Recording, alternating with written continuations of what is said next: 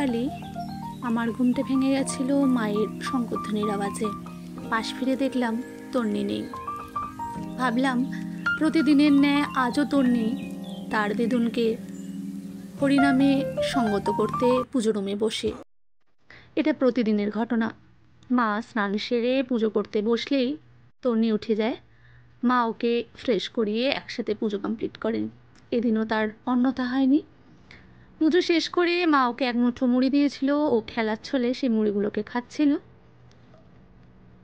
প্রতি বছর রাখি পূর্ণিমার দিন সকালবেলাটা আমার শুরু হয় আমার আদরের গোপু, গণেশা আদি বজরংবলীকে মিষ্টিমুখ করিয়ে রাখি পরিয়ে। আমার সিঙ্গেল চাইল্ড হওয়ার এই তকমাটা আমি সেদিনকেই সরিয়েছিলাম যেদিনকে ওরা আমার জীবনে এসেছিল। সেই মতো রাখি কিনেছিলাম রুম্পা জুয়েলারির প্রোফাইল থেকে। ও হ্যান্ডমেড জুয়েলারিও বানায়। এই বছরটা রাখি আমার কাছে স্পেশাল, কারণ এটা আমার তন্নির প্রথম রাখি উৎসব। প্রতি বছর আমি একা একা রাখি বাঁধি। এই বছরটা খুব উৎসাহিত ছিলাম যে আমি আমার মেয়েকে নিয়ে একসাথে রাখি বাঁধবো। ও জানবে ওর মা কীভাবে রাখি পরে। এখানে তন্নিও হাতে রাখি পরে আছে, দেখুন। আমার আগের ব্লগে আপনাদেরকে প্রশ্ন করেছিলাম আমি আর ব্লগ দেবো কি না। সেখানে আপনারা এত আমার মনের জোর বাড়িয়েছেন, এত সুন্দর সুন্দর কমেন্ট করেছেন, সত্যি আমি আপ্লুত। যখনই ভয়েস দিই তখনই কিছু না কিছু মেসেজ, ফোন আসবেই। যাই হোক, আগাম প্রস্তুতি নিয়ে আমি যখন মশগুল রাখির দিন কি করব কি না করব, ঠিক তখনই নিয়তির পরিহাসে 9ই আগস্ট অভিশপ্ত দিনটি আসে। আপামোর বাঙালি মেয়েদের মতো আমারও মন ভেঙে দুমড়ে মুচড়ে একাকার হয়ে যায়। কোনো এক অন্ধকারাচ্ছন্ন জায়গায় আস্তে আস্তে তলিয়ে যেতে শুরু করি।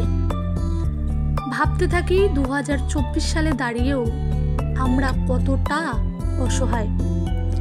যতটা না একটা মেয়ে হয়ে আমি ভীত, ততটা একটা মেয়ের মা হয়ে তার থেকে অনেক বেশি ভীত। আমার তন্নিও আস্তে আস্তে বড় হবে। সে কিভাবে থাকবে, তার সময় আশেপাশের সমাজ কেমন থাকবে, এই নিয়ে সারা দিন আমি এক কোণে বিছানায় বসে থাকতি।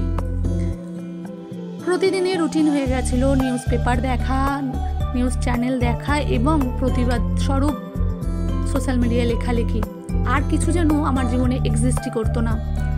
দুপুরবেলায় ওর সোনামা যখন এসে দেখে আমি সে একইভাবে বিছানার কোণে বসে, তখনও কিছুটা মর্মাহত হয়েছিল। কারণ গত 7 বছর আমরা একে অপরকে রাখি পরিয়েছি এবং একে অপরকে মানসিক দিক থেকে যতটা না শারীরিক দিক থেকে ততটাই মানসিক দিক থেকে একে অপরকে সাপোর্ট করব এই অঙ্গীকারবদ্ধ আমরা করেছিলাম।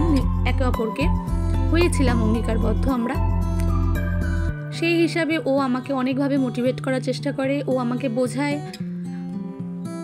যে এইভাবে আমি না খেয়ে না বসে শুয়ে থেকে থেকে কিন্তু নির্ভয়া আমাদের তিলোত্তমা জাস্টিস পাবে না। তার একটা নির্দিষ্ট নিয়ম আছে। আর ব্লগ করা এটা আমার ভালোবাসা, এটা বাই প্রফেশন আমি চুজ করেছি। এইটাকে কোনোভাবে হ্যাম্পার আমি করতে পারি না। অনেক মানুষ আছেন যারা আমার ব্লগকে ভালোবাসেন, তারা সাপোর্ট করছেন যখন, তাদেরকেও নিরাশ করার কোনো অধিকার আমার নেই। সর্বোপরি আমার বাচ্চাটা আমার দিকে তাকিয়ে রয়েছেন, আমার মা আমার দিকে তাকিয়ে রয়েছেন এবং ও আমার দিকে তাকিয়ে। আমি যদি সারাদিন বিমর্ষ মুখে মুখ কালো করে বসে থাকি সেটা কারোর পক্ষেই দেখা সম্ভব না। দেন ও আমাকে এই ব্লগ করার জন্য পরামর্শ দেয়। আমি প্রথমেই না করি এবং সে আমাকে বোঝায় যে তোকে ব্লগ করতেই হবে এবং রাখি বন্ধন উৎসবটা হচ্ছে তোর কাছে একটা প্লাস পয়েন্ট, যে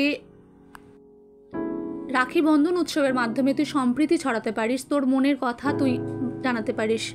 আর তাই রাখি বন্ধনের গিফট হিসেবে আমি তন্নিকে ডক্টর সেট গিফট করেছিলাম, যেখানে আমি বোঝাতে চাইছিলাম যে আমার মেয়েকেও আমি ডাক্তার রূপেই দেখতে চাই।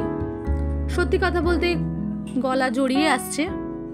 জানি একটু অগোছালো হলো ব্লগটা, ক্ষমা করে দেবেন। আমি চেষ্টা করব পরের বার থেকে সুন্দরভাবে ব্লগ দেওয়ার। নমস্কার, ভালো থাকবেন।